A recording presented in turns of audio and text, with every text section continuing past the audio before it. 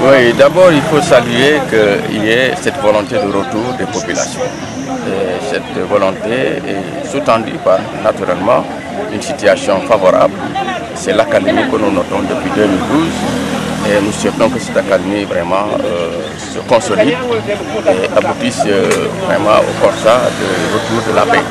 Une paix définitive dans la région de Ziguinchor et dans le département de Bignona. Donc par rapport à ce retour que nous constatons, cette volonté qui est accompagnée bien sûr par ce que vous appelez en tout cas les constructions de maisons, etc. Des gens qui retournent dans leur village peut-être après 10 ans d'absence.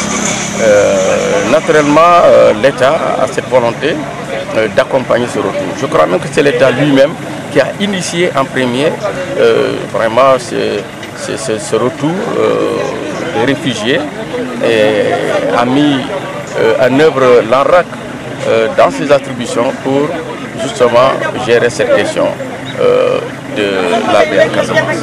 Alors, c'est vrai que les moyens, forcément, ne suffiront jamais à nous tous. Le budget du Sénégal ne suffit pas pour tout faire aussi, mais ce qu'il faut saluer, les actions que mène l'État déjà pour accompagner ce processus. Et tout à l'heure, je disais que maintenant que ce processus devient en tout cas un mouvement assez important, il faut l'organiser.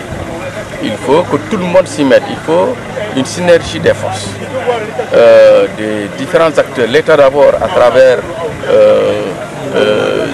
des structures comme la RAC, etc. Les ONG qui interviennent aussi, nous le savons.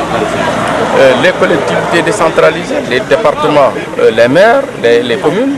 Et tout cela doit en tout cas amener ces différents acteurs à se mettre ensemble et à définir un cadre justement pour faire face à cette nouvelle problématique du retour. On l'a souhaité, mais quand ça se produit en masse comme ça, quand ce n'est pas organisé, ça crée de nouveaux problèmes. Alors donc je pense que l'État serait heureux de constater qu'effectivement il est en train de mettre en place une plateforme pour prendre en charge justement cette question du retour des réfugiés. Et de ce point de vue, l'État pourrait en tout cas accroître ses moyens d'intervention par rapport à cette question. Monsieur le ministre, depuis pratiquement 2 à 3 ans, on se rend compte que l'ANRAC ne réagit pratiquement plus dans le cadre de l'accompagnement, la couverture de ces maisons. Qu'est-ce qui se passe au point que l'on en soit là? Bon, c'est heureux que je l'apprenne comme ça. Quand je dis c'est heureux, c'est que si c'est avéré, eh bien, il est de mon devoir aussi, pour ce qui me concerne, de faire en sorte que l'autorité soit informée. Mais je sais que c'est dans les attributions de l'ANRAC et si c'est le cas, c'est certainement un problème de moyens, en tout cas de moyens qui ne suivaient pas. Mais je puis vous assurer que l'État, en tout cas pour cette année 2016, a quand même fait un effort et nous allons le sentir, nous allons le voir, nous allons le constater sur le terrain.